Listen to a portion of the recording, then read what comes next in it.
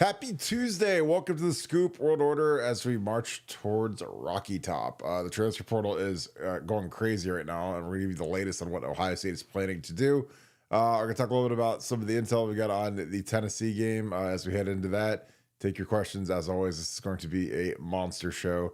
It's going to be a monster game. I mean, the more I watch of Tennessee, the more this is going to be a slugfest. Ryan's going to eat his weed and get ready to go on this one. But if you guys enjoy this content, please leave us a like, click subscribe, also click that little alert bell. Again, we appreciate you guys with us each and every night. This is going to be a march to Rocky Top. This is going to be a very hostile crowd coming up here. I think that they're going to buy a lot of tickets. So if you guys are season ticket holders, buy every ticket you can. Try not to sell to Rocky Top, but they're coming. They're going to be able to drive up here and make it loud. And they've never seen the horseshoe before. The only time we played them before was in that Citrus Bowl. So it's going to be a war. It's going to be tough. And I think it's going to be the most away fans we've ever seen in the horseshoe. So get ready for it. There's going to be a lot of orange in the stands. It's going to be an awesome experience. So I'm going to get into it right now with Nevada. Nevada, this is a rare game. Obviously, we've got the portal stuff is going crazy. There's a lot of big names in there.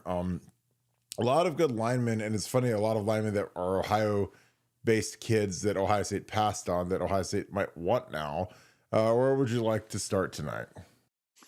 Well, we can start with the portal. The update that I got, I've been thinking, hearing, gathering info for the last few days, and I've been under the impression that it would be two offensive linemen. As I sit here today, I think it's going to be three offensive linemen. I think they're allocating monies for three portal offensive linemen, which means a couple things. One, they like the guys that are in the portal. As you said, there's a lot of talent, and there's a lot of talent specifically that has Ohio ties that they feel they've got a chance to get. Two, they're probably going to be losing more guys out of the room. Obviously, you think about guys that are either buried on the depth chart, guys that have asked about their future and don't like the answer, guys that feel like they've been lied to or being recruited over, or potentially if they start moving guys around out of the starting line, we're not getting any names. If they start moving guys around in the starting lineup and somebody doesn't like the fact that they're maybe no longer in the starting lineup, somebody like that could leave. So I think there's a lot of intrigue in the offensive lineman, by far the most of any position group. For Ohio State, clearly Justin Fry is kind of in a. I'd say he's in a crisis mode. Yeah, I think that's fair. I think he's in a crisis mode right now, and part of that's brought on by having two injuries to All-Americans. Part of that's brought on by the timing of this transfer portal window, which this transfer portal window opening right now. I mean, I don't know what you think about that. I mean, maybe there's some good logic behind why it has to be now, but to me, I just think it puts these coaches in an impossible situation where the transfer portal window's open. They've got to prepare for these big games. They've got to attract kids. They've got to let's cut some kids loose. But look, lots going on the offensive line thing, and as we sit, three. I think it's going to be three, and I obviously we've gone over some of the names. The kid from Josh Thompson, the kid from Northwestern, there's a kid at Montana State.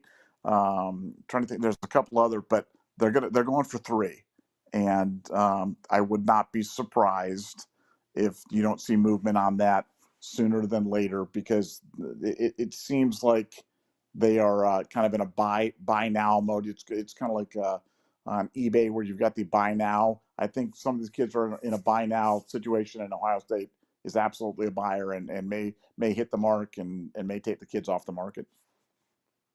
Yeah, I think it'll be interesting to see if they go 2 or 3. It'll be interesting to see if they if they do bench Tigra, if he jumps. I mean, I don't know. I mean, it's going to be, because there's some guys that I think that they think they're worth more than they are, and I think some guys, like, they're sometimes it's not just them, it's their parents, it's their agents that they want to try to go out to the highest bidder, and they'll play whoever pays them the most money, which certainly won't be Ohio State, especially if it's because they might bench. So that'll be interesting. There's more offensive linemen in the portal than any other position right now, and I was talking to a very wise man named Jim Tressel today for about 30 minutes and kind of downloading. I asked him, how do you get through a playoff? Like, what was your strategy? Because he's like the Yoda, and he's talked to a bunch of coaches that are in this right now about how to navigate, a new playoff with this team. And, it's funny, he was in Vegas. And I was like, you're in Vegas? Like, you're not a Vegas kind of guy, coach. And Mark D'Antonio is going into the College Football Hall of Fame, Nevada's boy, Mark D'Antonio. So I talked to him a little bit, and he talked about like the O-line, the development, and how you have to take chances with some of these guys that you're looking at. But for the portal, in terms of the timing of the window, it all comes down to academics, which again, academics is, I know it's a farce, and I know you're gonna laugh, and I know everyone else is gonna laugh, because that's why they have the portal window right now, which is like the dumbest time ever to have it, because with the playoff, it just doesn't make sense for it to be open now when you've got kids like Devin Brown and Gabe Powers and Jaden Ballard, who are guys that they're special teamers and your backup quarterback, who are all jumping into the portal when it's kind of is what it is. Because the problem with the playoff now is, like, if you go into the championship, you get around 3 and 4, like, you're still playing while you have to be enrolled in your new school to be able to go through spring ball. So again, I don't know how you do it. I don't know if you move the playoffs up. I don't know. Like, I don't know if you're Gabe Powers, or I don't know if Gabe's staying. I know Devin's staying through the thing, and if Devin wants to go be the quarterback at Iowa or something, and you've got you're playing in the national championship, like, you're not going to be able to spring ball, I don't think, unless you can simultaneously get some sort of a waiver to enroll in 2 universities at the same time, like enroll in Iowa and start your online classes while you're getting ready to play. I don't know, Texas in a bowl, in a playoff game, and you're enrolled as a student at Iowa or wherever he'd end up. I'm just being facetious and just putting a name out there, but yeah, the portal timing, it's purely academic, which again I don't agree with, and again I don't know whether there's no real good time to do it, because these things still these schools run on quarters for the most part, and there's some that are on semesters, but mostly quarters. And there's just no good time. I mean, Ohio State has actually moved to semesters in the last 12 years or so. So, that semester starts up in January, and we could be playing 2 more games. But yeah, it's interesting. Just navigating this playoff. It's something where he talked about how you got to make sure you get these guys to the game. Because again, you have to really manage their bodies at this point, because they're already beat up from playing a full season. And thankfully we didn't play the Big Ten championship, which was another week of rest. But you got a 4-game sprint, and it's like he said, they're slugfest. You're not playing Akron or Western Michigan. You're playing literally you're playing Tennessee, who's really, really good. Then you're playing Oregon, then you're playing Texas, you're playing Georgia.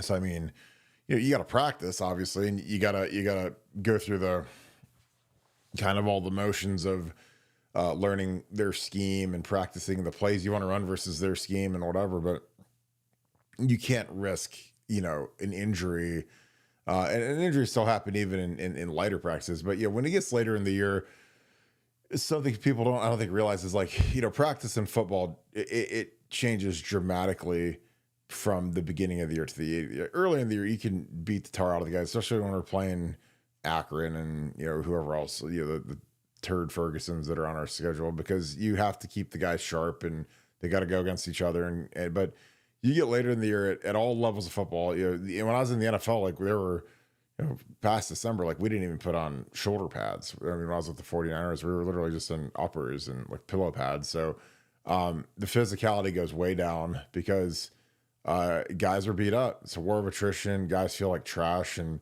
I think that's something that's going to happen with this playoff, because we're going to be playing 16 games potentially, or someone's going to.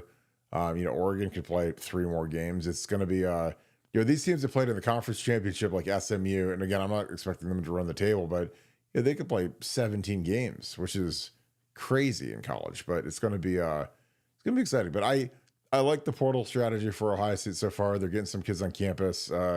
Safety from Purdue. There's a lot of guys that are starting to kind of get sifted through. A lot of guys that frankly outproduce their recruiting ranking and their offer list, and they could go have a great freshman year and go dive in the portal and go from a Purdue to an Ohio State or an Alabama, which is good for them. I mean, they could improve their situation dramatically and kind of bet on themselves. So I think that's going to be really cool to see who we get, who can we pick up, because there's some really good talent in there. Nevada, as we look at some of these names, are there any guys in specific that you would be, I guess, a little more excited about than others if we landed them? Some of these guys are, obviously, Taryn Tayo out of Ball State's a kid that makes a lot of sense because he's from Versailles, so he's an Ohio kid. Probably wanted to be a Buckeye, ended up at Ball State, and played really well as a young kid. And we need tackles. So any other guys that would kind of float your boat if we got them to jump in the boat right now? Well, like you said, I'm looking for. Yeah, I've mentioned this before, but I love Ohio ties and I love multiple years of eligibility remaining. If you can check those two boxes for me, then that's like an A plus. You can still get an A with just getting Ohio ties or frankly just getting a good offensive lineman wherever they're from. But for the A plus, you get the multiple years now. But I want to talk to you though about the scenario. We got the portal going right now, and there's a rumor going around that Miami is offering J.J. Smith $5 million to transfer to Miami. Now, one, I don't know if that's exactly true or what. Yeah, in these crazy days, whatever.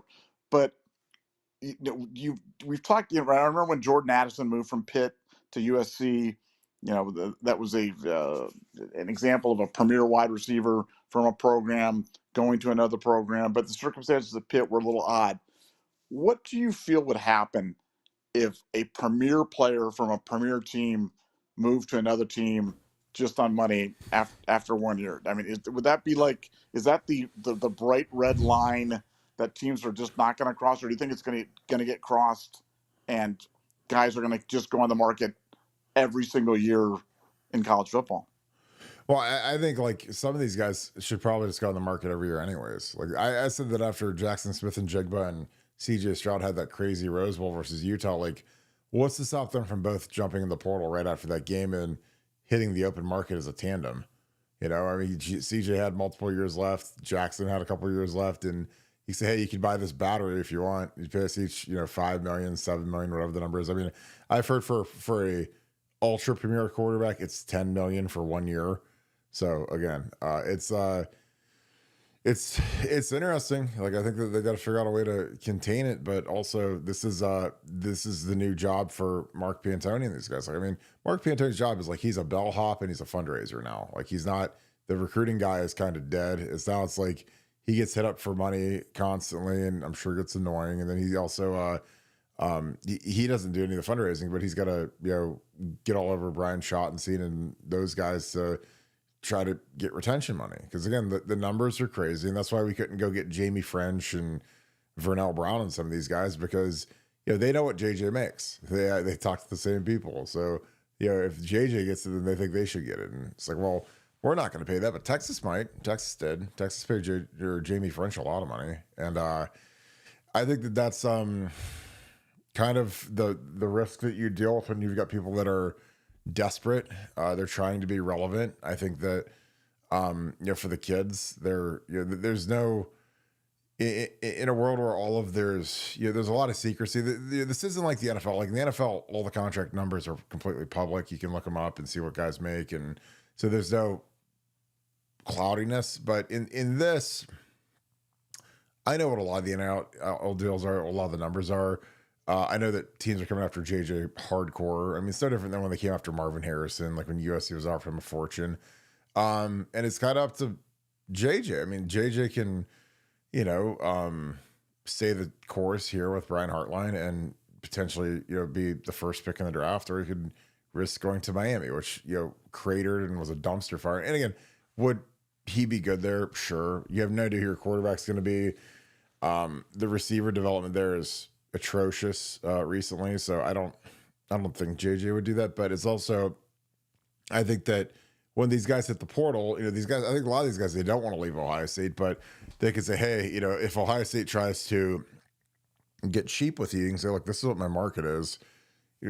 Like, let's get serious and bring the offer to the table. So, that's why it's expensive to be a part of college football, and it's going to kill a lot of the youth, not the youth, excuse me, a lot of the Olympic sports, because we got to find money for these guys to keep the team competitive. And that's just the new normal, you know. And again, I love it and I hate it. I've said how much I love NIL.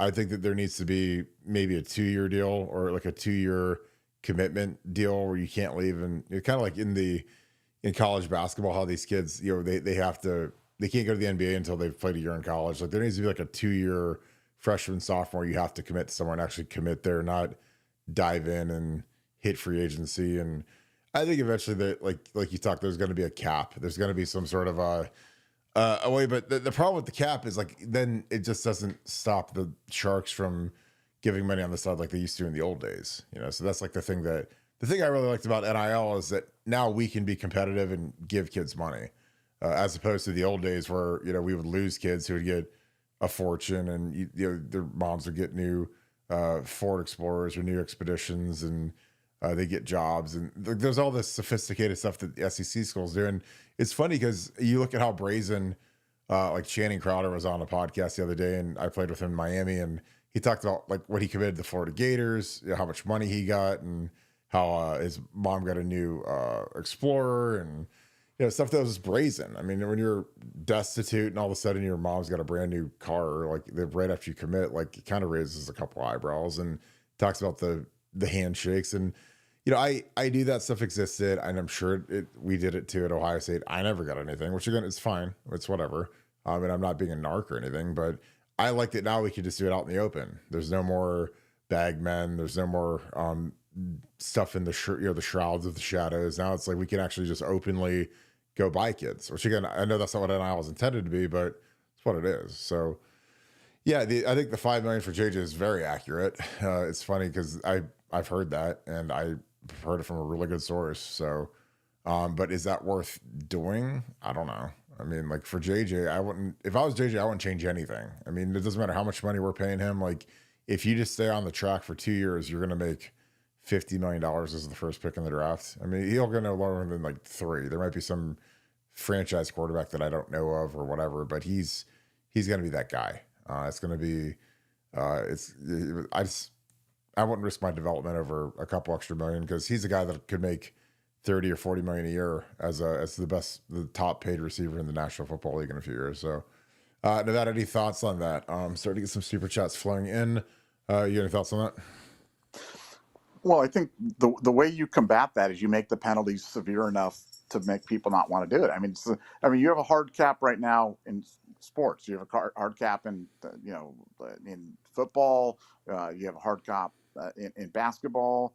I mean, teams could try to circumvent that. They could try to pay his father millions of dollars under the thing. But the reason they don't do that is because if they did that, the commissioner would nuke them back to the Stone Age. And that's what you have to set up in place for these kids. When you do establish the guardrails and you say, well, and if you're found to be violating this, you're banned from the college football playoff for 5 years, or I mean something draconian, and that'll keep people from doing it. So, I've always said that people don't act good because they're basically good. They act good because they're afraid of repercussions.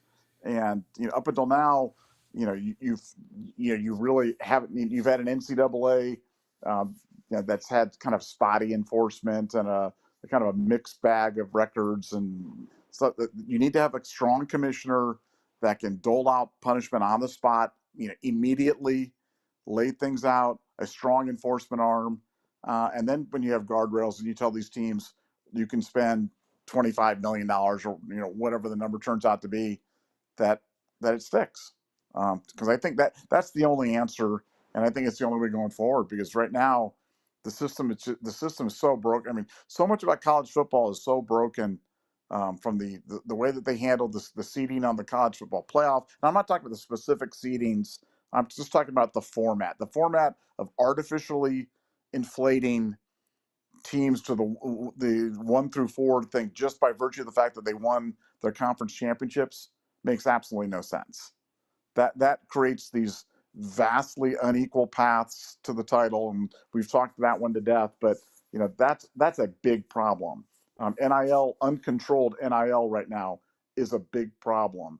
I think the issues of increasing prices at the tickets and The fan experience at Ohio State. And I'm talking about just going to the games at Ohio Stadium right now. You talk about those Tennessee fans all streaming up from Rocky Top to go. They're going to come up. You know what they're going to say? First of all, hey, we think we got a chance to win. And second, boy, this stadium's a dump.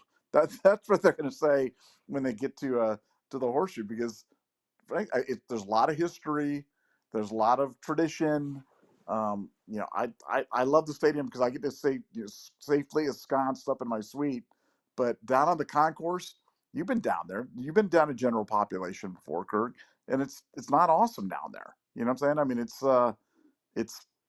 I mean, Ohio Stadium needs a facelift and needs it really bad. So, man, got some major issues facing the Buckeyes. And oh yeah, by the way, we got to play Tennessee here in 2 weeks, and that's going to be fun as well. You've got Ryan Day kind of reinventing himself offensively, trying to introduce tempo and the RPO game to the Ohio State offense, kind of the way that they did with the pressure defense. So we may see radically different defense, radically different offense, and hopefully the rosy-cheeked assassin Ryan Day on the sideline.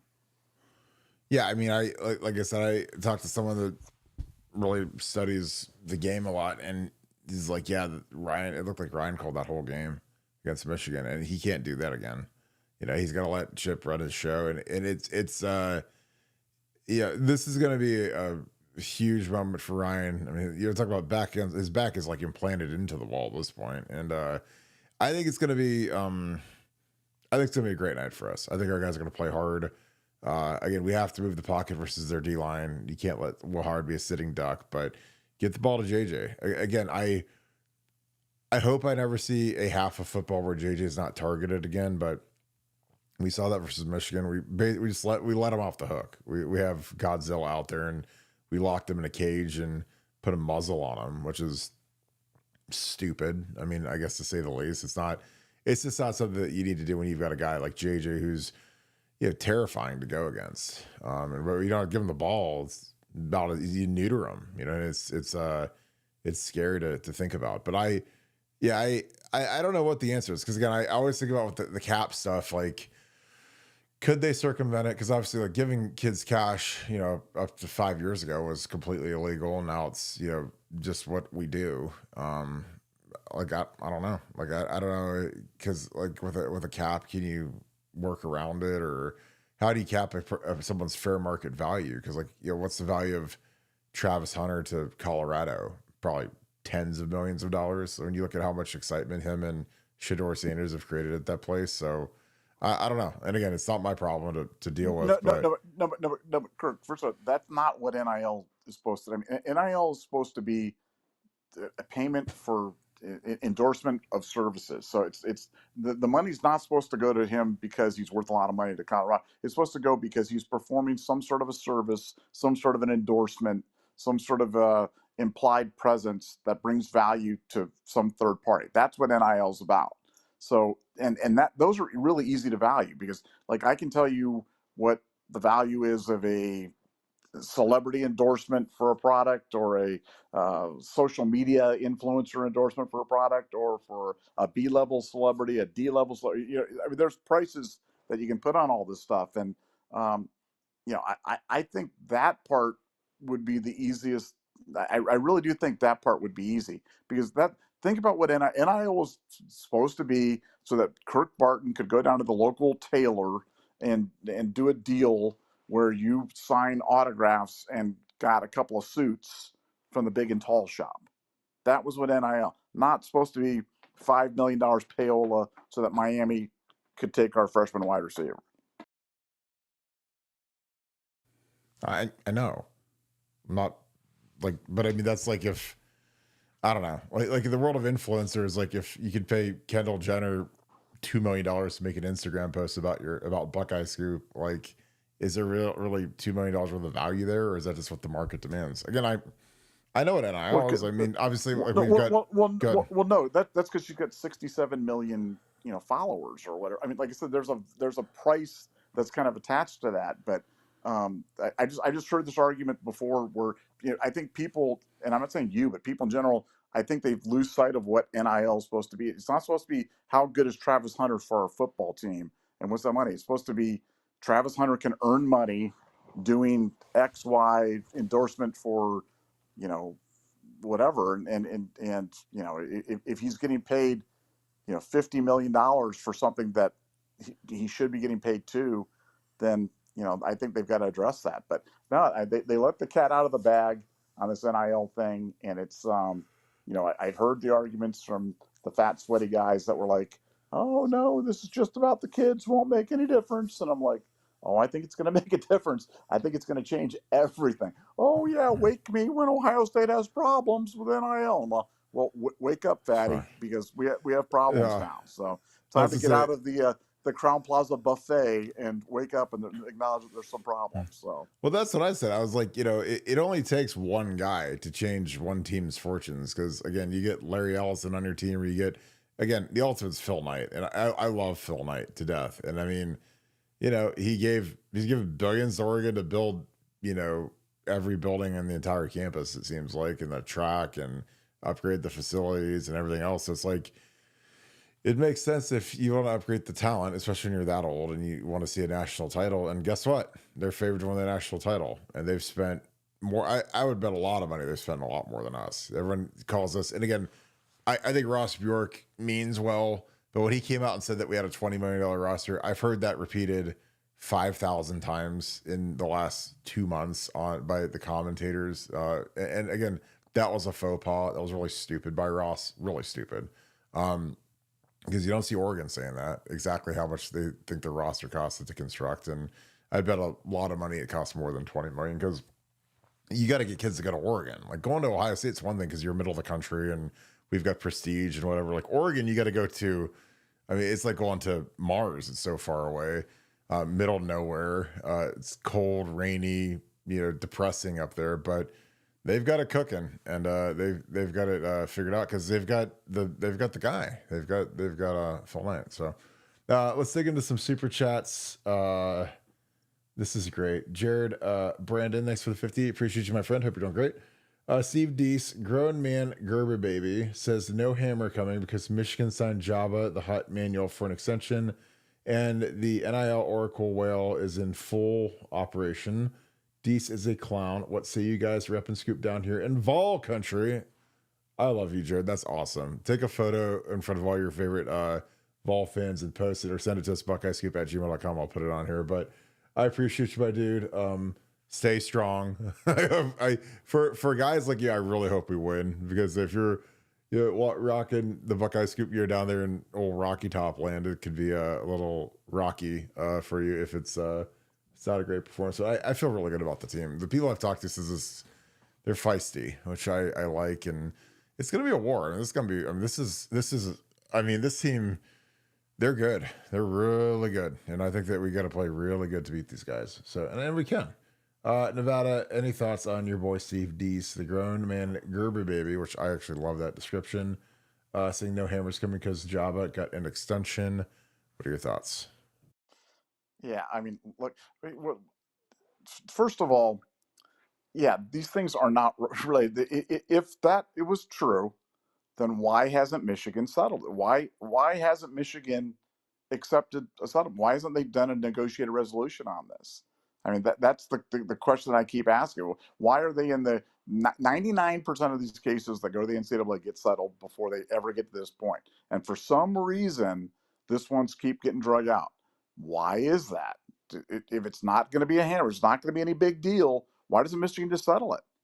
That's the response that I was sent at. And one of the insiders at 11 Warriors, Premier Dumb, I think his name is, or whatever his name, he took some shot at us, and I'm like, dude, like, we don't even talk about you. I've been actually nice about 11 Warriors, but like, don't even bring us up, guy. It's like he's talking about, well, nobody. Buckeye Scoop claims that they know for 100%. Look, nobody will know because it hasn't happened yet. All we can tell you is what we've heard from the contacts, what we've heard, what the content of the NCAA is.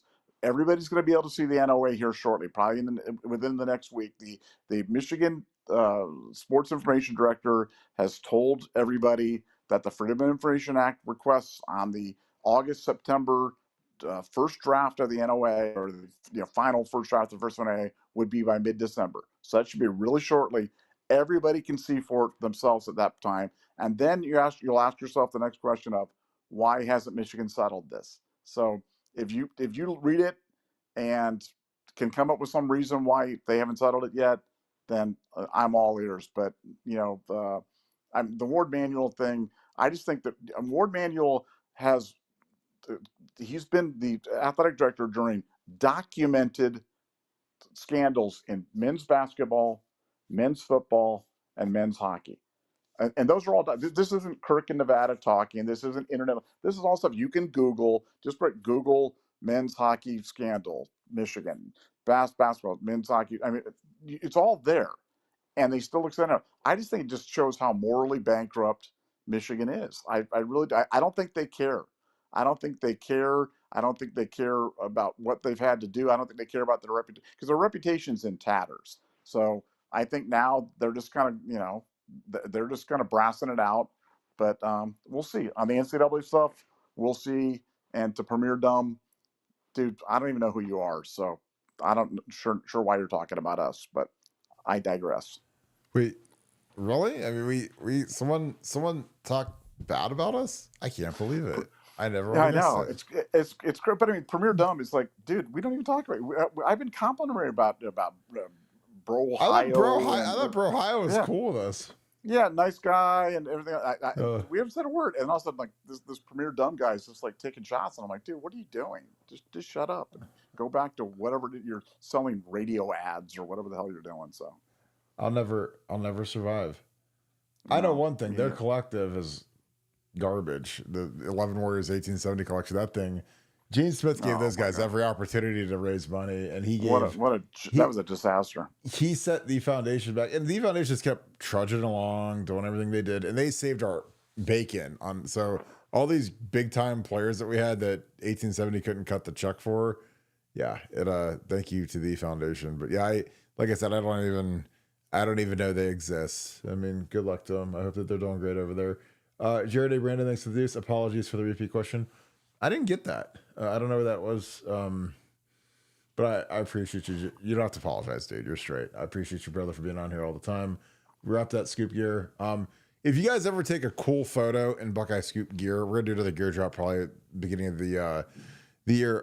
Take a photo, send it to us, buckeyescoop@gmail.com. So we're going to start doing this kind of showing off if you guys are, I don't know, like on top of Mount Kilimanjaro or something, or if you guys are in Vegas or something cool and you're wearing your Scoop gear. Send us a photo. I think it'd be cool. We'll put it on the show. And again, you guys know me. I wear Buckeye Scoop gear every day. So there's no hiding from me. I wear I either wear a black hoodie or a black polo. If I have to actually look nice, I wear a polo. Otherwise, I look like Bill Belichick with my little cutoff hoodie on. So I love seeing you guys represent. I appreciate all you guys that do. Buckeye 1, thanks to the Deuce. Can Carson Hinsman shore up the center of the offensive line? I think he can. Obviously Carson's still a young kid and he's still developing, but your center is the second most important guy outside of your left tackle. And unfortunately we lost both of them this year. So we get it. We're kind of up the creek a little bit, but Carson's got a lot of potential. He's a grinder. He works hard. You want your center to be a tough guy. Charles Bentley likes him, and Charles has forgotten more about centers than I'll ever know. So if I have to ask somebody about center play, he is the meta of that. And like I told you, I talked to Charles for about a half hour yesterday. I like to talk to guys where I learn football in areas that I wasn't anticipating learning it. And that's like with Tress. Like I talked to Tress for about a half hour today, and he's, I always learn a bunch of different layers of ball and running an organization from him. Like Charles, I always learn about new techniques, mindset. He's involved in the NIL stuff because he has an agency and that kind of stuff. And so I hear all kinds of the craziness that goes on. And, I always think, with a lot of these kids that are bag chasers, I always felt like when I played, and the thing I'd always tell the guys that when I coach is like, look, just play good. If you play good, everything else takes care of itself. Like if you're elite at what you do, everything else takes care of yourself. Like, I mean, we try to be really, really sharp on this show. We know that you guys show up and I make no bones about it. Like I have to bring it. So does Nevada every night, because again, we know how sharp the Ohio State fan base is. Like, you guys have 600 million different podcasts you can watch to learn about Ohio State football. and we're far and away the most popular one. We have the most views, most downloads, most everything because we bring it. We know that. We don't try to snow you guys over. We don't try to do bring you yeah, because again, I study the stuff and I hear some of the stuff that some guys say, and I'm just like, I can't believe that that's like what the product they put out, no matter who it is. And I want you guys to listen to this and learn some stuff and get some intel, some inside stuff. Learn, we're gonna do some film breakdowns on Tennessee coming up the next couple of days. So learn a little bit about them, learn a little bit about how we can fix the Michigan stuff. So I know you guys love the film breakdowns. I get all kinds of great feedback from everyone. And again, I love you guys' feedback. I can't express that enough. When you guys write stuff in the YouTube comments, you guys write me emails, you guys text me, I get all kinds of feedback, and good and bad too. Like it's not, you don't just have to say, oh, Kirk, this is an amazing show, but I always love more of this, less of this. I love the film breakdowns. So again, I appreciate you guys and what you guys do. But yeah, LaCharles likes Carson, which again, that means a lot to me. And I like Carson too, because he's a tough kid. He's worked hard. And again, like it's not just because, I think what I think, but like Mickey Marotti gave Iron Buckeye 2 straight years, which is really, I mean, that's almost impossible to do, to get it 2 years in a row, because the criteria for Iron Buckeye, which is the big award that they give in the summer, is you have to be like, basically you have to be dominant at every workout. You can't miss a workout. You can't have a single loaf. There's a lot of things you have to hit, and it's hard to do. Because again, I used to argue, because we had a kind of a similar system when I was there, and I was a player with Tressel, and like, if and I was like, well, if I hurt my knee because I'm trying to squat like 650 pounds, and then all of a sudden I'm no longer an Iron Buckeye, I used to have a problem with that. Or if I pull my pec because I'm trying to bench 450 pounds, like should I just not lift as much and make sure that I'm healthy? Because I was always like, look, if I'm trying to like kill myself to be at peak performance, like I should get penalized for that. Because I was like, I go squat 500 all day, easy, like nothing. But I'm trying to really push it to the upper limits of what I can do. And so, like if I put 675 up on a squat, which is what I did my senior year, it's like, is that going to be a, if I get hurt on this, am I going to lose all my prestige and all my awards because I was really trying to push it? Because I wanted to have the highest squat on the team. And so they're like, yeah, I guess that makes sense. I was like, well, yeah, of course it does. Because there's guys that just coast through it and they don't really push themselves. And then there's me where I'm like out there trying to kill myself, trying to lift. And I don't know, that was like always kind of the funny thing, where it's like, if I, like they do Ironman in the spring and they do Ironman in the fall. And I'm like, so if I get hurt in an actual game and I have to miss practice because I broke my foot playing, and then I play on Saturdays, but I don't practice, I don't win the Iron Buckeye because I missed practice. And I was like, yeah, I guess, like whatever. So Nevada, your thoughts? Can Carson Hinsman shore up the center of the offensive line? Oh, I mean, for sure he can. And I actually thought that, I mean, he played okay against Michigan. I just think that they were running him into, they were running right behind him, running into their best player, a guy that's a top 5 draft pick, and that was a tough, it was a tough order for him. But Carson's a good kid. Carson battles. The thing I'm worried about most with Carson, frankly, is his snapping. And his snapping, he's coming up so fast that the ball's hitting him on the booty, and then it's coming out low, and that's, those low snaps are really a problem. I mean, I guess I prefer a low snap than a high one, but the snapping's an issue. That was, he had some snapping issues before the bowl last year, and so they got to work that out, man. Again, this is the kind of stuff where Justin Fry's got to stick with them and work with that, because sometimes plays get off rhythm, just with a bad snap, and you can't have that. Everything works on time and timing, and bad snaps can kill you at the worst possible time. So yeah, I think he can do it.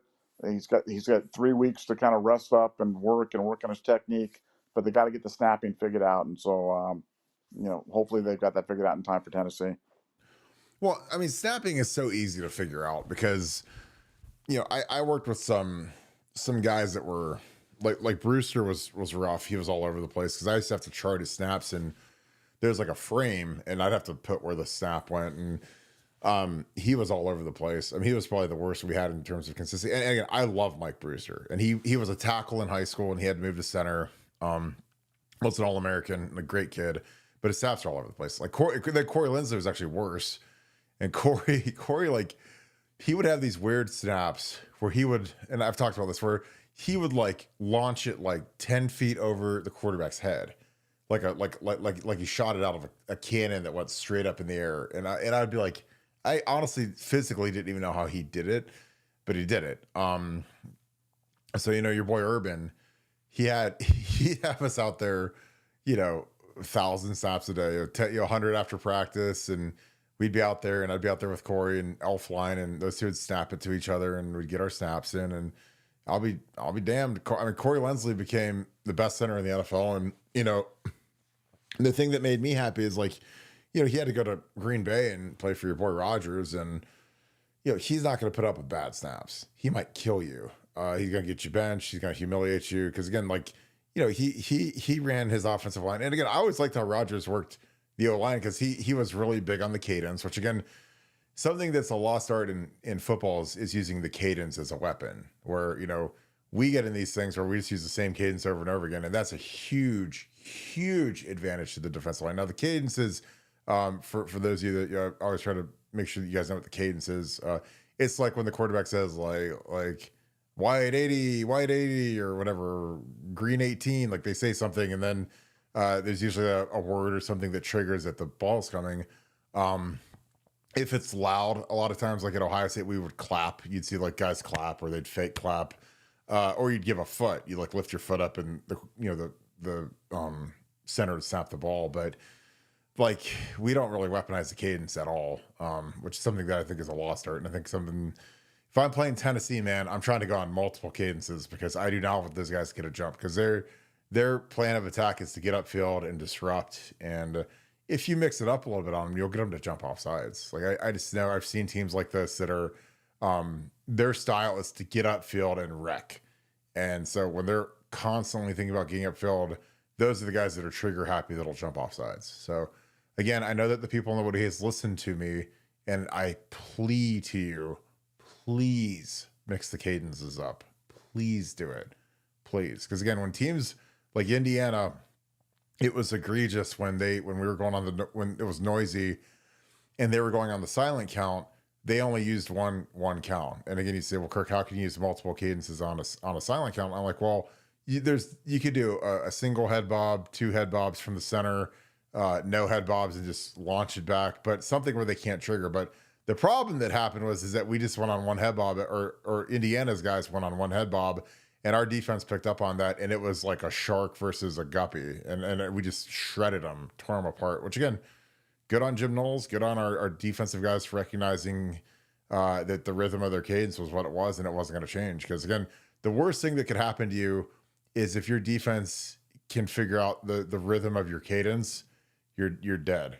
I mean, it's gonna be like, I mean, when you're out there playing tackle, the defensive end knows exactly when the ball's gonna move based upon the cadence. Like it's terrible. And I used to tell Troy, like, dude, change the cadence, for the love of God, give us a chance. And that was something that in the Cotton Bowl, again, I know we have 700 coaches on our staff, and none of them could seem to tell the Lincoln Keenholz and Matt Johnson. And maybe they just couldn't physically do it, but to change the cadence, because like we went on one every single time, and Missouri's guys were just, it was like batting practice. They're just teeing off on us and hitting home runs over and over again. So mix it up, man. I'm telling you, versus this D-line, that's probably the smartest thing you could do.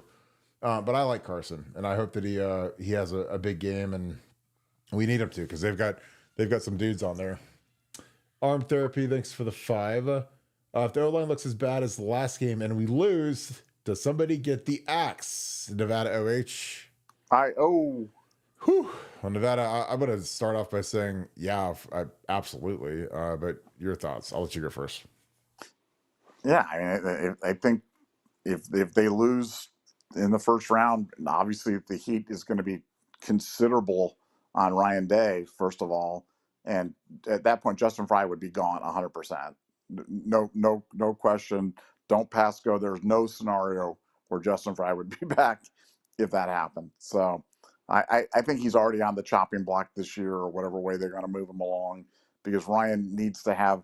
It's kind of like when you have like an election and you have like cabinet members, and you put somebody up there that you know is going to get shot down, because you got to give the other side something some bright shiny object.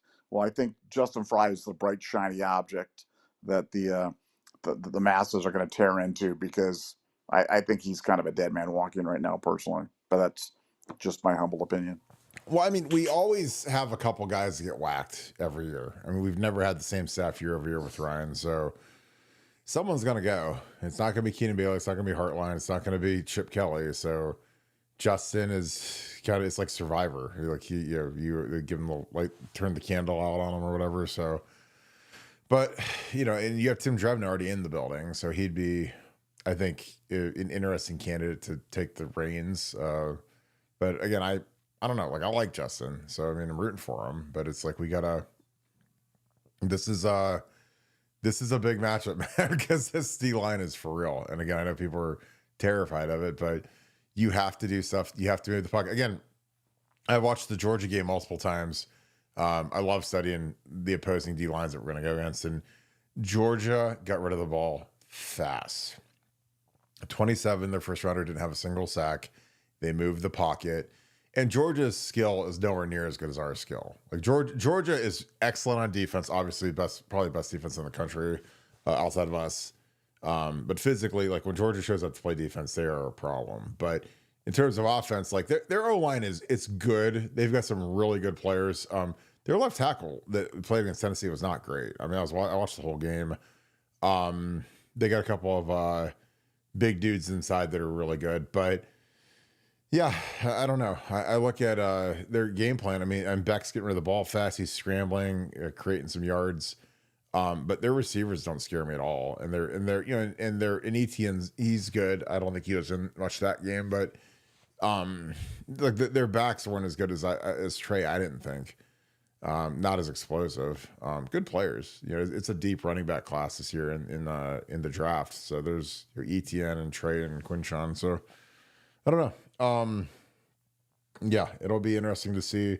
But the thing about Ryan is if we lay an egg, man, someone he blames somebody, and he blames them by taking their job. So that's kind of been his MO. I mean, when we lost to Michigan in 2021, when we had 6 guys that made all Big Ten, he fired Stud. Poor Stud got whacked, and the recruiting actually got worse. The people said he's the worst recruiter ever, and I was like, well, I don't know. Like, I don't know what you guys have been looking at the last 20 years, but that's the best recruiting I've ever seen. And then all of a sudden they got rid of him and it kind of plummeted. So I don't know. And again, even if Stud was a lazy, terrible recruiter, like somebody was helping and doing the recruiting. I don't know if it was Urban or if it was whatever.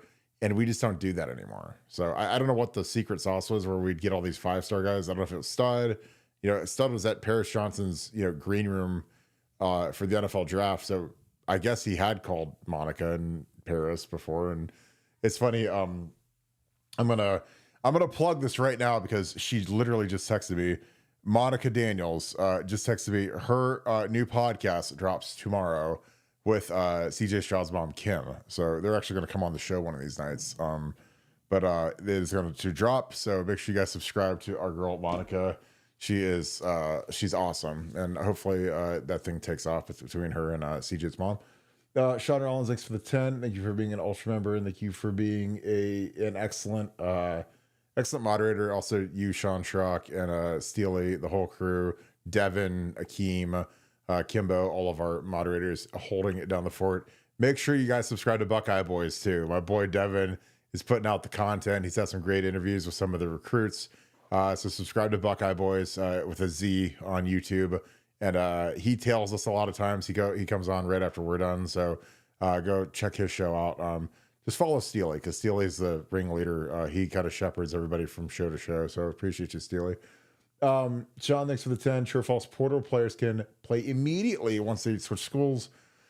By play, I think that this question is like if someone, you can't play in the playoffs. Like if you're saying if someone transferred to Ohio State, would they be able to play versus Georgia in the national title? No. Obviously if you transfer like in January, yeah, you can enroll in the school and start working out with the school. I don't know if you're talking playoffs, because how I read this, it looks like you say portal players can immediately play once they switch schools. Yeah, not in a playoff scenario, because I know that this playoff will bleed into the first semester, either the winter semester or whatever you want to call it, the January start of school at every school. So no, you can't, like, if Ohio State starts class on January 3rd, we can't go get, some star, defensive end to play for us for the last 2 games. So again, that would be hilarious. It'd be like having no trade deadline in the NFL and the Super Bowl, and all of a sudden you make 10 big trades to get ready for the Super Bowl. But that is not the case. But otherwise, you can get in class and get rolling and get in the weight room and do that type of thing. Nevada. So again, it's I guess it's true and false, because again, I don't know exactly what you mean by this, but Nevada portal players can play immediately once they switch schools. I think that I think this is supposed to be a playoff based question. Is that how you're reading it?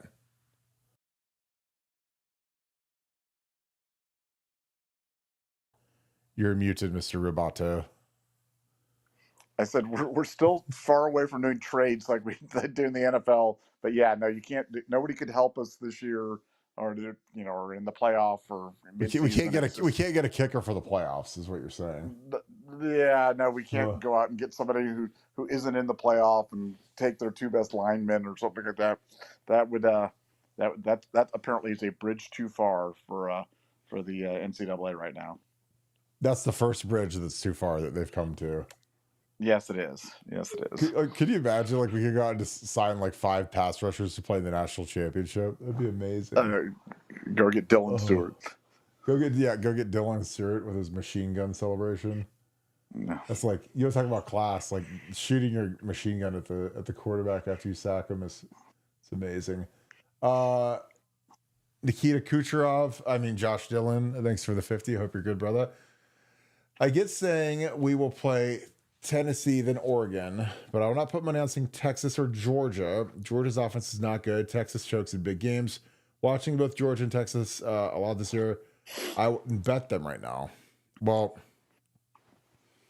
they're the favorites in the betting. So if you feel strongly that they're going to lose to one of these underdogs, you'll make a fortune. The 4 highest odds are those 4 teams. So I don't know.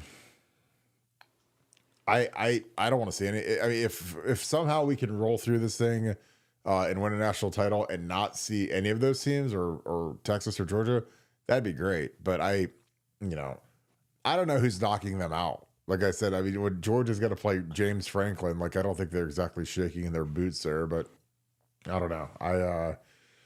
Georgia, when they're cooking, they're cooking. And again, of course, the championship game is of course in Atlanta. Why wouldn't it be? I don't know. I don't want to see Texas either. Texas smoked Michigan in the big house this year. When they're on, they're good. You got to remember, in the SEC championship, they didn't have their left tackle, who's a top 10 pick in the NFL draft this spring. So that matters. Obviously, we're seeing what we're doing without our tackle and our center. I don't know. Like I said, if there was I've looked at the little bracket a lot, and I don't know who's going to knock them out. Nevada, what are your thoughts on that? Well, Georgia is missing their quarterback. So, Georgia's not Georgia, so yeah, they're playing with the second string quarterback, so they're definitely vulnerable. And, that side of the bracket, I think, is wide open, frankly. The fact that Penn State could actually make it to the championship game, and really have a realistic chance to do it. SMU, Boise State, and then maybe a depleted Georgia. And while our side is like a murderer's row on side, I just think I think it's insane. I think it's so bad for college football. But yeah, no, I think Georgia. Look, I know Georgia's defense is great. Yeah. Georgia Tech ran the ball up and down the field on this guys. Absolutely abused them in the final game. So Georgia's defense has been spotty. Let's put it that way. And I think they can be beat especially with Carson Beck gone and a defense that doesn't always show up. Georgia's vulnerable for sure. That side of the bracket's wide open as far as I'm concerned. Josh Dillon, thanks for the 5. Again, all that said, let's just focus on Tennessee and let the cards fall where they may. Remember, we got to beat Tennessee first. Nevada OH and go Bolts and go Bucks. I think he means Buccaneers, which is awesome. Yeah, I don't care about anything except Tennessee right now. And I think Ryan Day, it's funny when he does his media stuff and people are asking him about running the table and Oregon rematch. And it's like, dude, if you watch, those people haven't watched any Tennessee film, because Tennessee's film is, I mean, we can't just roll it out there against those guys. They're going to be real. So, yeah, I think that's good advice, Josh. You got to get through the Volunteers, because they're going to be tough. I mean, they're going to be excited, and I'm really interested to see what the fan base looks like that comes up here, because I think it's going to be monstrous. It's going to be the opposite. The Michigan game, I said this on our show. I was like, that was the fewest Michigan fans I've ever seen in the stadium for that game. They usually have a big, really big crowd come through and buy tickets. You see a lot of amazing, like for our game, they thought they had no chance of winning, and their fans proved it, because they didn't show up at all. They were scared to death it was going to be a bludgeoning, and we let them off the hook, of course. Thanks, Ryan. But it is what it is. And I think the Tennessee fans are really confident against us right now. They want to see the Vols win in the shoe. So we got to stamp that out. And that's up to Ryan Day to get these guys ready to go. Why not today? Thanks for the deuce. If you were the O-line coach, what would the focus be? Well, I would set this lineup, because I think that changing the lineup around is crazy at this point in the season. But, Tigra's been a disaster at right guard all season, and I've been hard on Tigra. But again, I watched the film, and again, I said you have to threaten guys' jobs. You have to, if you got to put Josh Padilla in there, if you got to put Carson Hinsman at left guard and put Sireville at right guard, I put Luke Montgomery in. I don't know. Again, I hate the thought that we're auditioning guys to make their first start. Like if Luke or Josh Padilla have to make their first start versus Tennessee's front, like that's suboptimal in a playoff game of all places, suboptimal. But it happens. I mean, those guys are a broken shoestring away from being in the game, so you got to see what those guys can do. But these guys have got to start playing with their hands, man. I'm telling you, it drives me absolutely crazy. Hands are so important when you play offensive and defensive line, and the hands of our O-lines, it's just been atrocious. So I'd really focus on getting the guys' hands cleaned off their chests, because Tennessee's guys, they come upfield, they rush upfield, they like to lock guys out. Not the same as Michigan. Michigan, a little bit more two-gap-ish for the interior guys, but these guys rush upfield. And again, if they put their hands in your chest and you're not cleaning them off or deflecting them, it's gonna be a nightmare. And again, I would work on, if I was the O-line coach, I would tell Chip Kelly, I'd say, look, we got to get the ball out fast. Don't screw around back there. If you got to max protect. And let's see how the matchups go. Because again, there's sometimes guys look better on film than they actually turn out to be, or guys might be faster or quicker than they look on film. So you got to get into the game. You got to say, okay, who's winning their matchups, and tell the guys how do you feel versus these guys, and get a feel for it. But I think that you got to hammer these guys. You got to hit them hard early. These guys like to get upfield, rush the passer. Again, I thought some of our game plan stuff, like our trap stuff for Don versus Michigan, was well executed. But you got to make sure that you stick to that. This is a different animal for Michigan, because these guys, this is a much deeper defensive line. They're much better at defensive end than the other than the maize and blue. But the one thing I would say is you have to focus on your double team blocks, and you have to focus on finishing guys, because we don't finish anybody ever, and our combination double team blocks are terrible. So it's really hard to have a super successful running game if you're not moving guys off the ball and going to the right linebackers, which we've struggled with all year. So those would be my focus. A lot of that's mental. It's a lot of stuff that they should know going into spring ball, the mental stuff. But we have guys that have made 12 starts that just aren't getting it. So it's interesting. Nevada, if you're the O-line coach, is there anything you'd want to focus on other than, wanting to go coach a more exciting position? No, I'd be focused on like the quality of the food at the Woody Hayes or something else like that, or getting valet parking, or getting Nevadabuck his sign back on the lot adjacent to the Woody Hayes Athletic Center, because that's the really important stuff. But no, the stuff you mentioned was important too. Getting our TV fixed. Exactly. Josh, that's the number one priority, is the TV fix. Yeah, get the TV fixed, man. Yeah. Josh Dillon, thanks for the 5. Thanks, brother. I hope you're doing great down there. Last chap at my Bolts in 2019 are a perfect example. Supposed to win it all, and look what happened. Parody is real, y'all.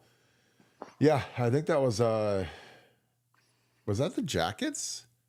I think it was the Jackets. I think that was the year that they were the best team of all time, and then the Jackets showed up and knocked them out of the playoffs as the 8th seed. That was one of the craziest series ever because that's when the Bolts are. I mean, they still got a bunch of those guys, but Stammer moved on, and but they had Hedman and Vasilevsky and Kucherov, and they were something crazy. Like I don't know if they were 70-12 or they had the greatest regular season. I think that the Bruins beat it a year or two ago, but then they showed up and the Columbus Blue Jackets swept them out, or I think they might have swept them out of the playoffs with Bobrovsky. That was the last season we had Bobrovsky and Panarin, so that was a magical time in Columbus when the Jackets are good in the playoffs. It's like amazing.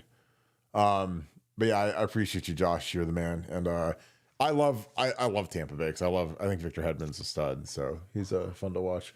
Dave Mathis, thanks for the deuce. With depth being an issue, why didn't we get Harmon?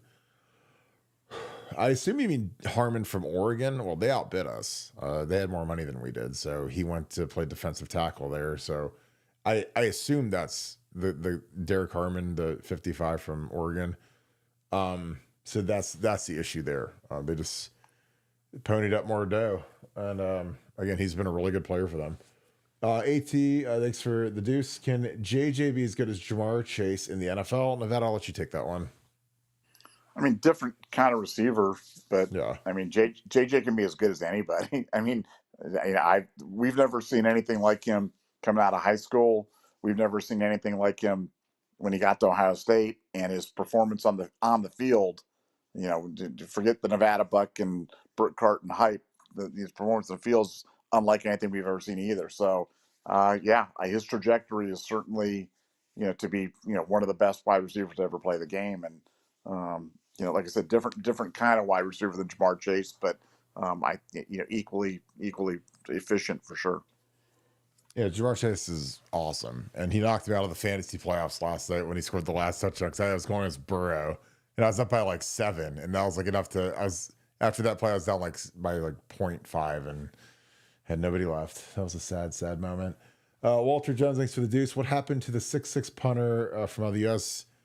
I think he's just a 6'6" water boy right now. Nick Piccolotti has not done anything. And again, it's not like we've got an all-star punter right now, but I just don't think that he's consistent enough for them to put him in the game. So sometimes like we get excited because guys can kick balls over stadiums and they have these viral clips, but they can't play. So they don't trust him well enough to put him in the game. And it stinks because it would be amazing if we had a guy that could flip the field like that guy was supposed to be able to, but they went with Joe McGuire, and it's been what it's been. The punting game has been disastrous compared to what our standards normally are. So we'll see if we see him next year, but he's been completely null and void just because I think that he's still trying to learn how to punt in the American football game. I talked too loud. Thanks for the 5. Can we get an O-line coach in the portal? How does playing a run-focused offense and a stout D-line in the last game help the coach's scheme in the game? Nevada, do you want to start with that? Can we get a new O-line coach in the portal? Your thoughts? Yeah, we will not be getting any new coaches at the portal or anywhere else right now. But I mean, from a scheme standpoint, look, Ryan's up against it. It's not Ryan. I always say when you look at this stuff, even when you go back and you look at the Michigan game plan, you have to approach it from a standpoint of these guys are not dumb. They're not stupid. So we may not agree with what they were doing. They may not have executed it very well, but there was some thought behind what they were trying to do. And some of the plays, as you mentioned, some of the trap plays were blocked up really well. And frankly, Quinshon and Trey didn't make good reads on them. There were plays that were blocked up near the goal line that could have been a touchdown, but our guy went the wrong way. And so what? Now what? Crying your beer. Let's deal the cards. What are you going to do?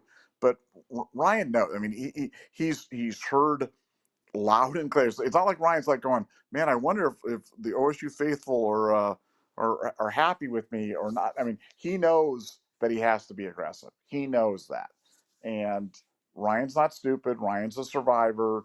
Ryan understands what the expectations are. And if he's not aggressive, he's going to get criticized. And if he loses, he's going to get criticized. So if he's not aggressive and he loses, he's going to get run out of town. So he's smart enough to realize, let's just be aggressive and see what happens and live with that, because the alternative is too horrible to contemplate. So I really think you're going to see a Clemson 2020, Georgia 2022 effort out of the off. I'm not saying they'll be as effective as that, but I'm sure that's the game plan. We saw stuff in those games that were like, wow, I'd never seen. I remember seeing the sneaky quarterback sneak by Justin Fields, quick snaps, tempo. I mean, seeing all this stuff, you're like, wow, this is unbelievable. Where's this stuff been? I think you'll see a similar effort against Tennessee. Yeah, and let me see, how does playing a run focused offense and a stout D line in the last game help the coaches scheme the game? I mean, it's same as always. I mean, we were poor at scheming versus Mason Graham, which is something I screamed about on the show leading up to the game. Is that the only way we could lose is if we run at 55, and it's exactly what we did. Because again, I don't know why. You could ask Ryan Day that. It was his decision to run at their best player over and over again. I think that it helps. You can find some deficiencies, and again, sometimes like, you got to understand, if you're Jim Knowles or some of these coaches, you could scheme stuff up beautifully, but if the players don't execute it, then it doesn't matter. I mean, there's times where some of our edges lost contain, whoever's supposed to hold it. If it was an end, if it's a linebacker, and it was ugly. So, I think that the thing about football that's the universal truth is that when something hurts you, if a certain blitz hurts you, a certain if it's a zone play, if it's a gap play in the running game, if it hurts you, you're going to see it the next week for sure. Lock it in. So I'm sure that they're working hard, because Tennessee can run the crap out of the ball, and their running back is much better than the guys at Michigan. So we got to make sure we get him on the ground and hold him down. T-Shay, 1977. Thank you for being an ultra member. Thank you for the 5. Appreciate you, my friend. How many points does OSU need to beat Tennessee by for Kirk to finally drop an F-bomb on the show? 100. There you go. You've wanted to before. No holding back. Yeah, I mean, we're a family program, and I've had women, some nice ladies that have reached out to me, and they appreciate how we talk. And again, I in a past life, and even when I'm offline, I swear too much probably, but not on here. Again, we've got kids that watch, we've got young people that watch, we've got and again, I've never, and it's funny because Nevada and we actually talked about this last week where I was talking about, I was like, I've never felt like, hey, you know what, if I was profane, it would really make the show better. I think it would make it demonstrably worse, just because I think it shows a lack of intellect. And again, I when I played and I'm in my rage mode, I swear a lot, but I really have tried to clean it up. I've got kids now, and I don't need them running around getting detention. And then it's because daddy said this word all the time. So you got to grow up at some point. But again, I don't mind swearing. When I watch Boondock Saints and some of the Sopranos and some of these things, and it's artisan with some of these words, and Game of Thrones. I mean, they're very, very colorful with the language, so I don't mind it. I know you're shrieking Violet when it comes to swearing, but probably not on here. And I've let some slip over the course of the 1,000 episodes or whatever we've done the last few years. But yeah, it's probably not, if we went by 100, I'll drop one. But if I do that, I'll be so excited that I don't even know what other word I'd say. Nevada, your thoughts?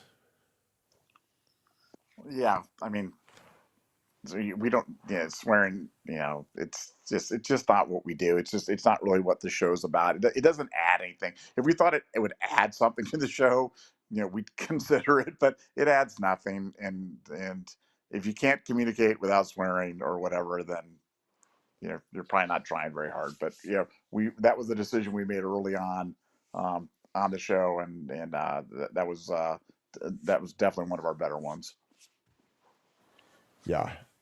Mint chocolate chip Kelly. I don't know if that's like a combination That's hilarious. Mint chocolate chip Kelly. I mean, so you made your whole YouTube name after an ice cream flavor and chip Kelly. That's amazing. How does it cost a school like Ohio State to recruit a high school alignment for 2 years? The portal seems like a low risk option to today's landscape. I mean, like to recruit a high school offensive lineman, like it doesn't cost anything because outside of the official visit, the high school offensive lineman has to pay for everything. Now you might give them tickets to a junior day basketball game. You might give them something, I don't know, like tickets to the Ohio State game for a visit, but that's just kind of the cost of doing business. So sure, thousands of bucks in tickets, but outside of that, you don't have to feed them or anything. They have to pay for their own meals in the recruiting room until they're on their official visit. So, um, it's probably a couple grand. It just depends on what do they come to. Like if they come to every single home game and they get 3 tickets to every game times 8 home games, and that's 24 tickets to Ohio State games, including Michigan. So probably 4 or 5 grand because they're sitting down low, like 50-yard line right behind the bench because that's where the recruits usually sit.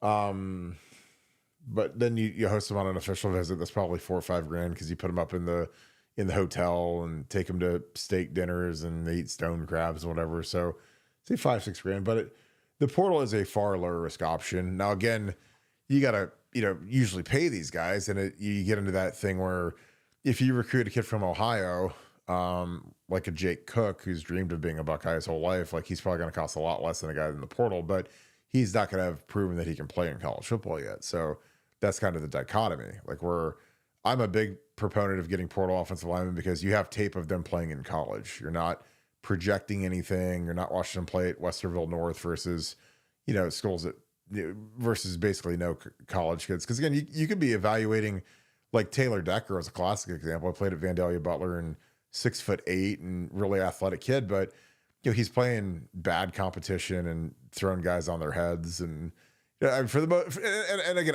that is not a knock on that league. I mean, that's good. I mean, Ohio is filled with good football, but when you watch Taylor's tape, he's not blocking Big Ten defensive linemen or even MAC level defensive linemen. He's blocking. I mean, some of those clips he's blocking like little kids and throwing them on their heads. And again, it's not his fault. He's got to block whoever's in front of him. But you're not going to say, well, how well will this translate? And again, the big thing is what happens when you go from being the big fish in the small pond to the small fish in the big pond, like when you come to the Big Ten. So obviously Taylor's was fabulous and first round pick and All-American and did everything you could do, is making a fortune in the league and is on the best team in the NFL, the Detroit Lions. So yeah, I think the portal is the new meta for recruiting the offensive line, at least for patching it up and getting a couple guys every year.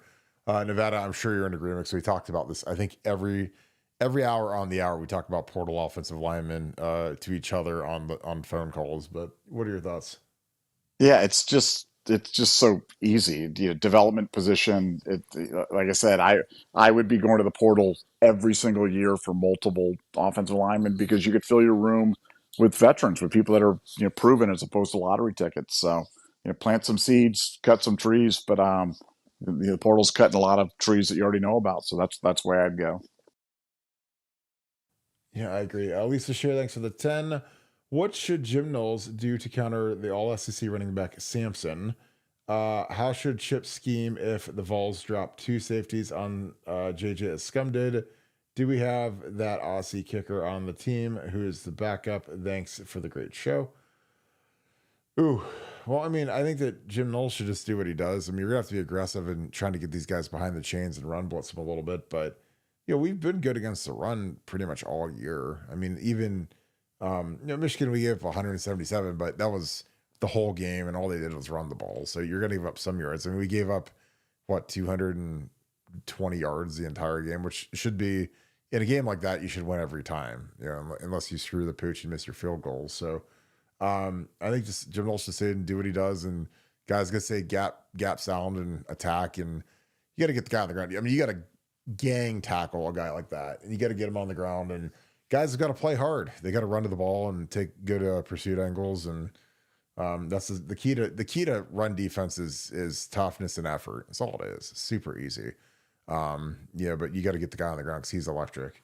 How should Chip scheme? The Vols dropped 2 safeties on JJ as Scum did. Well, I think you got to move JJ around a little bit. If they want to run too high, I mean, this is crazy, but I put JJ in the slot a little bit, which I know they won't do because whatever. But that's what the Patriots did with Randy Moss when they were seeing too high safeties. They said, "Okay, Randy, we're gonna put you in the slot now. We're gonna have you run right down the middle and split them."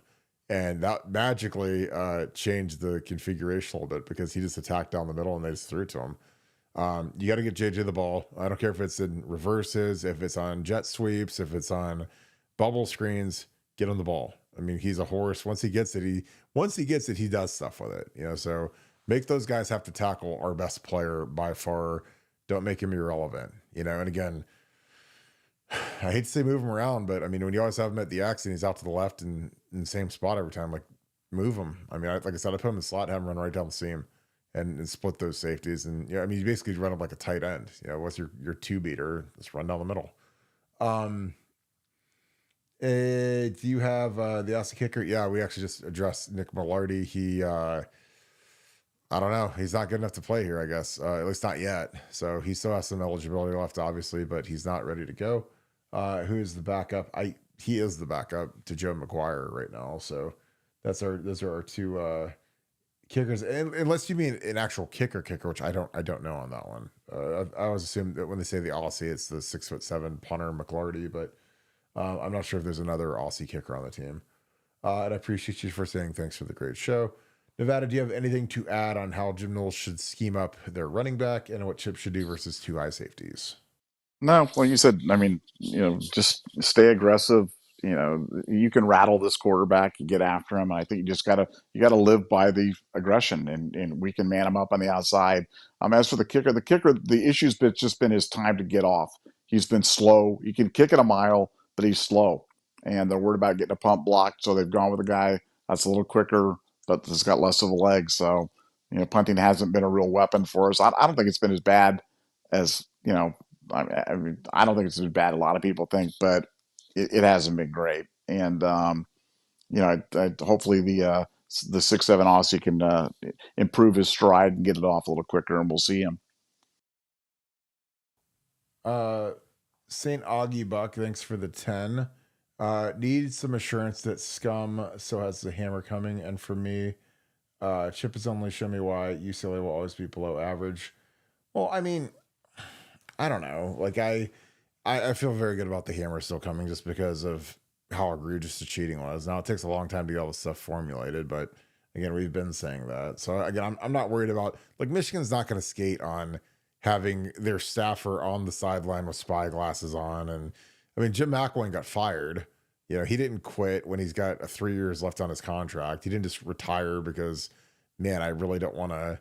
I hate having all these millions of dollars get paid to me to coach in the MAC. Like, nobody does that. So he got fired, and they said, hey, you can resign and retire or whatever, and put a pretty face on it. But he got fired, and Michigan's gonna have the same thing happen to him. So again, they can enjoy it, and again, Ryan's he's gotta make these guys pay at some point. Again, he had the chance this year and he screwed the pooch, but I don't know. I think Ryan's obsession with Michigan is almost prohibitive to him winning. To the point where when you're that obsessed with something, I think you just get so tight that you can't perform and actually be good at it. Because like Jim Tressel wanted to beat Michigan, but he wasn't like uber obsessed about it every single day and trying to prove his mettle every single day. Like, he just went out and did it, which is why Tressel's the GOAT. And I don't think Urban was like that either. I mean, I think it's just a Ryan thing, and I think it's partly because he's not from Ohio. And he feels like he has to prove to everybody who's from Ohio and who's been a part of the rivalry that he gets it. So he has to talk about it 10 times more than any other coach in the history of the rivalry has, just to say, oh, I get it because I talk about it every single day. But it's not, again, you can't let it cripple you. And I think that's where Ryan is right now. And for me, Chip has only shown why UCLA is always below average. But I mean, problem with like comparing Chip at UCLA is like, they ran the crap out of the ball when they had Zach Charbonnet and DTR, like they were second in the nation in rushing. So, I mean, UCLA will never win anything ever in the era of NIL because their collective has like $1 million in it, which again, that's not enough to get a postage stamp in the world of NIL. Excuse me, which is why they got rid of, that's why he took off, and their AD is not raising enough money. So Chip got out of there and left. And I don't know, like when you've got when you don't have NIL and you have to go against USC in Los Angeles, like it's no one's ever going to win at UCLA for the rest of our lifetimes. And again, Bieniemy got fired, and Juan Casillo got fired. They're like wholesale changing out the offense, and I don't know. Like I just, Deshaun Foster's going to run that thing into the ground. I was actually surprised they kind of picked it up towards the end of the season, but at the beginning of the season they were just atrocious. And I think in a city where literally nobody cares about that program, I don't know how you're supposed to be competitive when you don't have some angel investment NIL guy in that city that cares about UCLA football. And that's why Chip left. I mean, Chip left because he knew he couldn't compete with SC in terms of the funding, let alone Oregon, let alone, and plus they're joining the Big Ten. So they're going to be like the fourth or fifth option on the West Coast versus Washington, Oregon, SC, and whoever, team to be named later. So I think he made a good decision to get out of there. Nevada, your thoughts? Assurances on the hammer coming, and also Chip is only showing me why the UCLA will always be below average, which again, I don't think that's a Chip Kelly thing. I think that's a UCLA thing. Yeah, I mean, I've been a season ticket holder at UCLA football for 30 years. So yeah, it's just a tough place. They don't have a commitment to football. They're very much a basketball school, and just tough. And look, I think Chip was wildly successful at Oregon. I mean, Blotti had taken him to a certain level, but Chip certainly elevated that. Took him to a national championship game. Had him in national. If Dennis Dixon doesn't get hurt that one year, they win the championship going away, because that was the best offense maybe I've ever seen in college football. As for Michigan, as I mentioned earlier, if Michigan isn't going to get hammered, why haven't they settled? Everything's just happening. It's just following the time. And, these things go, it's like nothing's happening, nothing happening. Oh, Jim McElwain just got fired. Well, that's directly as a result of this Michigan thing. So it was an extension granted. It was 30 days. That'll be coming up shortly. And then we'll be getting to hearing. And we'll all be getting to see the NOA shortly. And once you see the notice of allegations, like I said, everybody can make their own determinations whether they think this is serious or nothing, Burger. Yeah. Brutus B. Buckeye, thanks for the fun. Thanks for being an Ultra member as well. Hope you're doing good tonight. Just wanted to say, go Buckeyes, and thanks for the gray hair. Well, I blame that on Nevada because my hair is still sparkly and blonde, but I appreciate that. I don't know if you're getting gray hair because of us talking about Tennessee or what, the portal. I'm not sure, but we're doing good over here, and I appreciate you being a part of the show. Schaefer Healthcare, thanks for the 10. Hope you're doing good, my friend. What's your early lean on this game? I think it's low scoring and a field goal game either way. So that being said, I think we lose 20-17. Obviously, I hope I'm wrong. And we'll be pulling hard for my guys. I think 35-28 Ohio State. Like, I think it's going to be a little higher scoring than that. Nevada, you probably don't have a prediction yet, but any thoughts on the game flow of this thing? Yeah, I mean, I obviously, I know Ohio State fans are down on Ohio State, but generally that's a good sign. I think when Ohio State fans are irrationally exuberant about the team, then you worry about them laying an egg. But when everybody's kind of selling, that's when I'm buying. So I'm definitely buying this Ohio State team for sure. You are on mute, Mr. Barton. Thank you. Apologize. Dan Welch, thank you for the 5. Thank you for being an Ultra member as well. If God forbid we lose to the Vols, does Ryan Day fire Ryan Day? Or does Ohio State fire Ryan Day? Or is there just too much money owed to pay him out? Whew. Well, I think it depends on how bad the loss is. If you get housed at home, then I think you have to fire Ryan Day. If you get, you're just going to find the money and pony it out. If it's we lose by a field goal, if it's 13-16 like the Michigan game, I don't think so. But these guys going to show up and play. He's coaching for his life right now, and there's a lot of people that want him fired. A lot of powerful people want Ryan Day gone. So that's the difference. It's not just the fans and the people on online. It's people like that have real control because they're tired of losing to Michigan and they're tired of being unorganized. But again, he does a lot of good stuff. The roster's strong and the academics are strong, and we've been productive in games that weren't the Michigan game. So, and the biggest thing is, and I've said this a million times, there isn't an Urban Meyer sitting out there who's ready to go and chomping at the bit to take the job. There isn't some young hot coach who could replace Ryan and be a huge upgrade. So that's the biggest thing that's keeping Ryan employed right now, is that there just isn't a better option out there.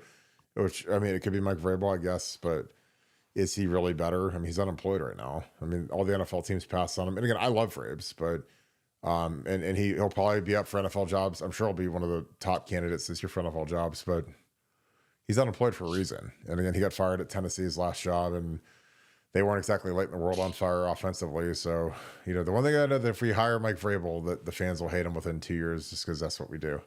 Nevada, your thoughts? If God forbid we lose to the Vols, does Ohio State fire Ryan Day, or is there just too much money owed to him to pay him out? What are your thoughts? Yeah, I think it depends on how common you talk about. There's no Urban Meyer. There's Urban Meyer. It's Urban Meyer. So I think it'll directly. I think they'd have to have something lined up with somebody like that before they'd move on Ryan. I don't think those things are unrelated. It's kind of like when they moved on Tressel, when they moved from I hope he doesn't fire me to see you later, Coach Tressel. That's because they'd come to terms with Meyer after Meyer was denying interest in the job. I think it'd be the same type of situation now. They'd have to have somebody lined up, a Mike Vrabel, a Urban Meyer, or whomever. They'd have to have them in the bag, signed, ready to go before they move, because they will not move on day without having it. They're not going to move on day and then go to a job search. They will not. That I again 1,000,000% guarantee. So I think if you see them move on day, it's because they have his successor already lined up and in the cartridge. And to do it otherwise would be complete malpractice. Yeah, I agree. DW, thanks for the deuce. What about Carter Smith? Big Ten honors again once OSU.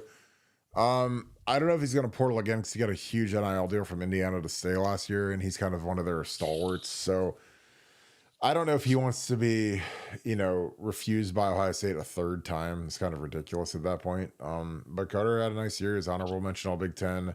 Wasn't All Big Ten. He's honorable mention All Big Ten, but he's got upside, and he'll probably be an NFL tackle at some point. So, was that a miss? Maybe, but we took George Fitzpatrick, and I mean, the only difference between George Fitzpatrick and Carter Smith is that Carter went to Indiana. If Carter would have gone to Ohio State, he'd be on the bench backing up right now. Same as George. So that's kind of the situation that we're in. So I doubt he'll hit the portal again, just because I know that I live in Olentangy, so I know kind of I've got enough people that know Carter, and I think he's happy with where he's at right now. Now again, if he hits the portal, I think Ohio State's got to go get him and play him and George or another portal guy or somebody and fill those tackle spots. So RaviaTube, thank you for the 20.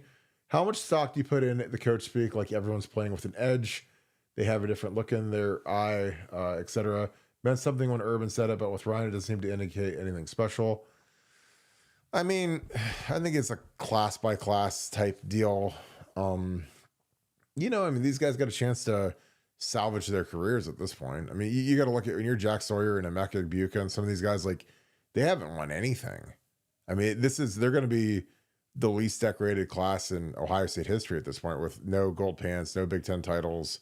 But if they win the big ring, it supersedes everything else. So I would have a crazy edge in my eye for this one, because you're going to need to pull out all the steps to beat Tennessee. I mean, this is a really good team. But again, they also lost to Arkansas, so they're not invincible. And Georgia beat them. And so there's good tape on what to do against these guys. And, Nico's got to come up here and throw it in the cold, and I'm sure he's not going to love that. So I don't know. I think that the edge, you can say it really just comes down to, do you win the game or not? Because there's some games where we don't play great, but it's easy to say we have an edge when some things break our way. Like that, like the Alabama game is like the classic, when we beat them down in the Sugar Bowl, and people say, oh, we beat the tar out of them or ran all over them. It's like, no, we got not lucky, but we had some things break our way. Like on the Ezekiel's long run, like, you can't game plan that Evan Spencer's going to crack a guy and it takes out two other guys like bowling pins, and then the Ezekiel splits it and goes for 85 yards. Like, that's not how you draw it up on the grease board, but it happened. So you get 85 yards in the rushing, and people are like, oh, we smashed Alabama. I was like, no, they were throwing at the end zone at the end of the game. So it was a tight game.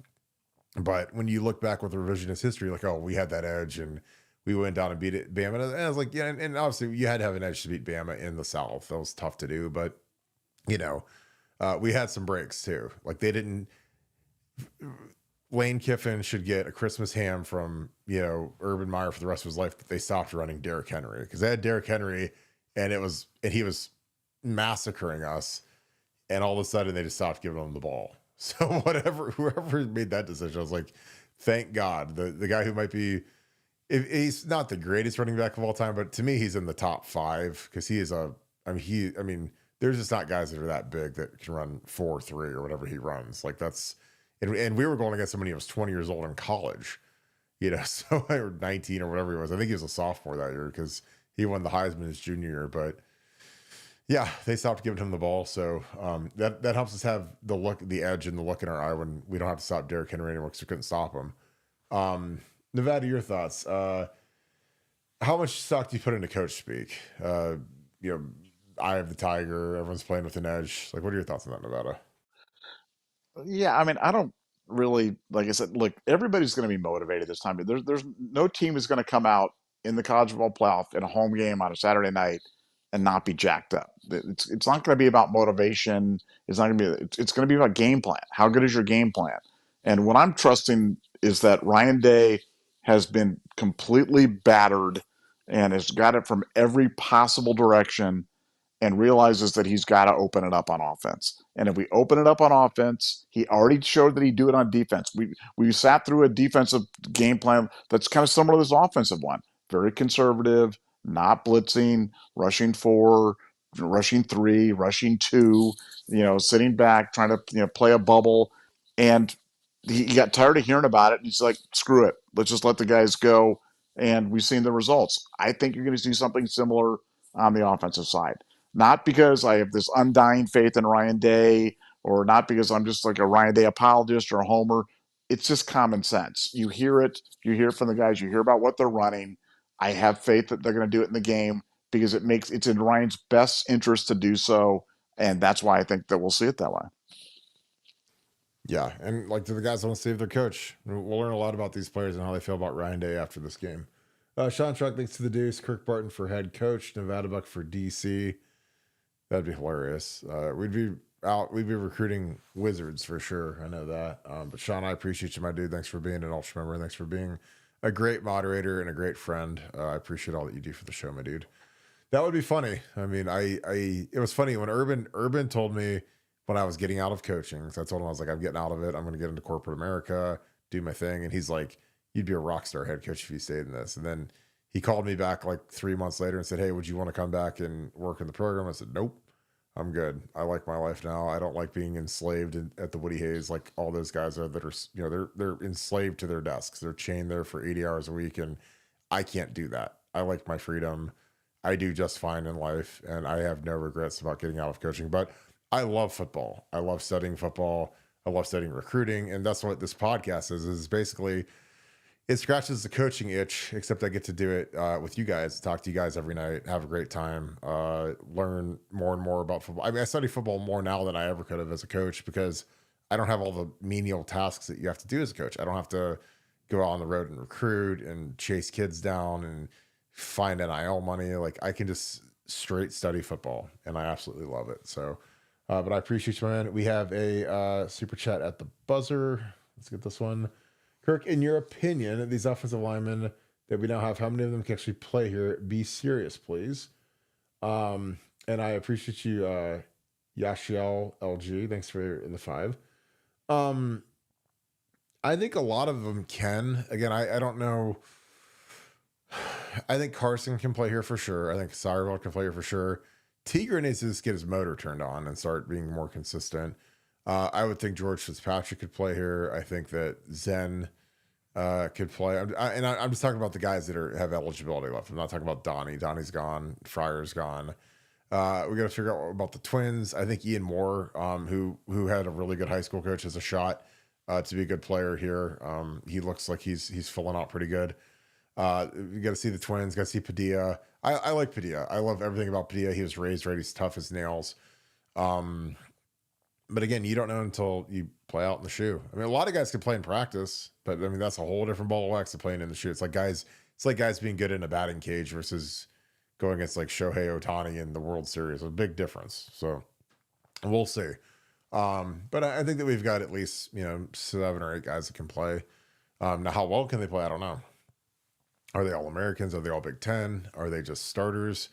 You don't know until they get out there and play. Because again, we've got, like the Harry Miller thing was a kid that was a 5-star, really good player, and was playing well and had a good shot to be an NFL guy. And then he just, it was tough on him. He couldn't handle it mentally, and he had to retire, and it was tough. And the thing I tell people about playing at Ohio State is it's not for the faint of heart, because it is a brutal place to play at. Because if we lose or you have a bad game, the fans are cannibals. They're vicious towards you. And again, we lost to Florida, got bludgeoned. Oh my God. We all did. The whole team did.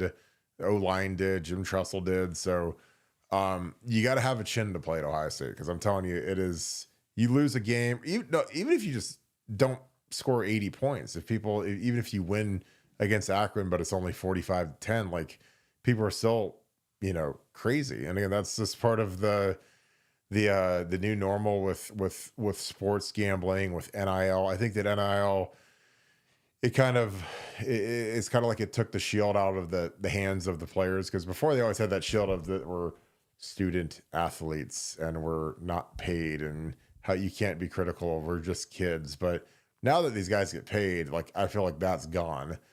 People don't care anymore, so people are ultra critical, because some of these kids make a lot of money, and if they have a bad game, then it's the same thing that you say to the pro athletes, where it's like, well, how do you make 50 million if you're Juan? So how do you make $50 million and you strike out to end the game or whatever? So it is what it is. But I think we've probably got 7 or 8 that can play. But again, we'll see next. This is gonna be a big spring, and we're in the market to get 2 or 3 more in the portal.